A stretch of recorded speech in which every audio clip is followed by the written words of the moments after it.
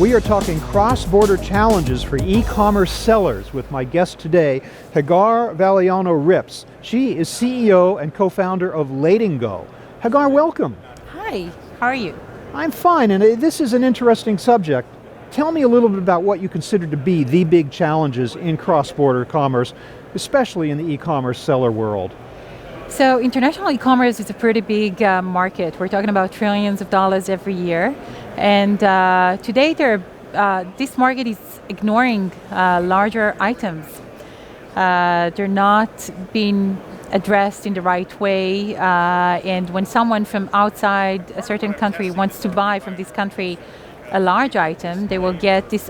They will usually get from the sellers that this item does not ship internationally, or the shipping will be way too expensive. Give me an example of what a large item might be, just so we know what we're talking about. That would be furniture, for example. I see. If I want to buy, if I'm in Israel and I want to buy a sofa from the US, I would not be able to do that in a good price or in a good way, or the same goes for Canada that if I'm in Canada and want to buy from the US, or someone from England that want to buy from another country. So large items are not being sold internationally on e-commerce because it's logistically complicated.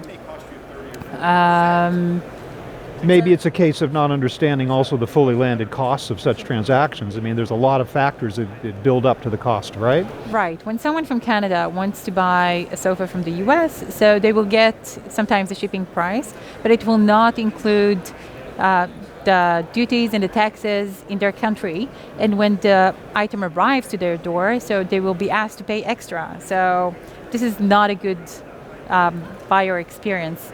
It's not a good user experience. Are there indeed challenges also with smaller items?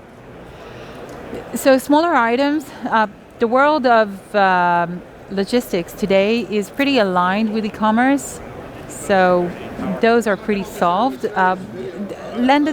Fully landed costs sometimes are not generated or appearing in those e-commerce platforms.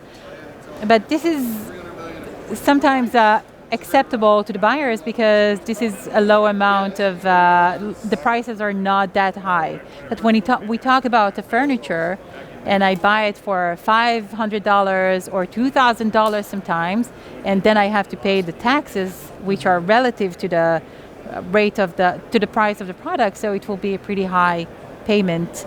And when it will be a surprise charge at my door, many of the times I will refuse to accept that as a buyer. What about customs issues? What do we face there? Right, so this is a big issue. So tariffs of customs and regulations are changing all the time. And the best way to track it today is through technology.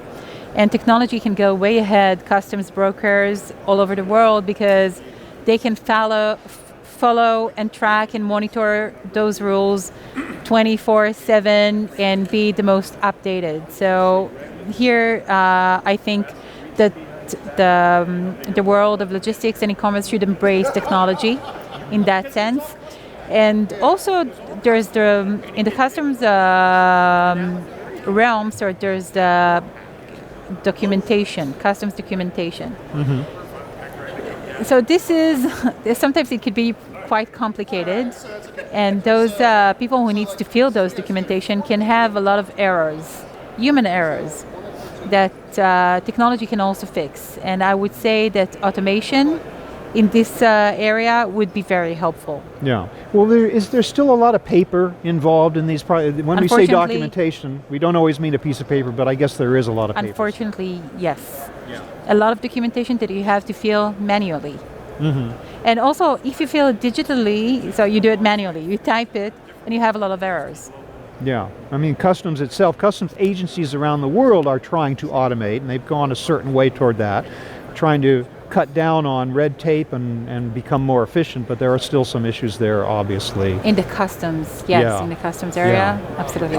What other kinds of solutions do you see out there to address these cost problems? What about sharing capacity, small shippers sharing capacity? Talk a little bit about how that might be. This is actually a trend that is growing right now. It's like Uber pool, right? When we share a ride, we can do the same for containers and trucks. So this is definitely, in the world of logistics, can reduce costs for end consumers. So using the Uber pool method for containers or for trucks. Well, domestically, we have the concept of LTL, less than truckload, where a single trailer will hold the shipments of multiple shippers. You're proposing the same thing for these individual e-commerce sellers to an extent. So it's like end consumer consolidation. That would have to be automated, otherwise it won't work. It would be a mess. If you want to handle 100 or 200 different people in one container, you would have to do things automatically. Are we talking about that many could be in a single container? I mean, your sharing capacity idea could be a couple of hundred different sellers. I would say for larger items that it makes sense to ship via ocean or ground. I would say that it would go to up to 200. Wow. Yeah. Yeah. Roughly. Yeah, and air cargo is just too expensive for most of these items, I would think. It's just not feasible economically, right? Right. It's not for end consumers specifically. Yeah.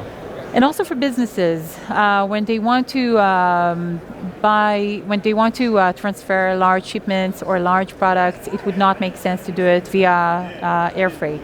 Uh-huh. It would be much more economical to use the ocean option and the ground. Yeah. So you're optimistic, are you not, that there are solutions to this? You really think that automation is the answer? It will address these problems. Technology is can solve just so many of those problems and issues, and I think it will grow in the world of e-commerce and the world. So now the air freight world is pretty aligned, as I said, with the e-commerce, but it's going to happen as well, also in the ocean, and the ground, and the rail. It's going to happen as well. Right. There. That is good to know. Hagar, thank you very much for helping us to understand what are the complexities of cross-border e-commerce for sellers. Thanks very much for being with us. Thank you for having me. I've been speaking with Hagar Valiano Rips of Ladingo. Thank you very much for watching.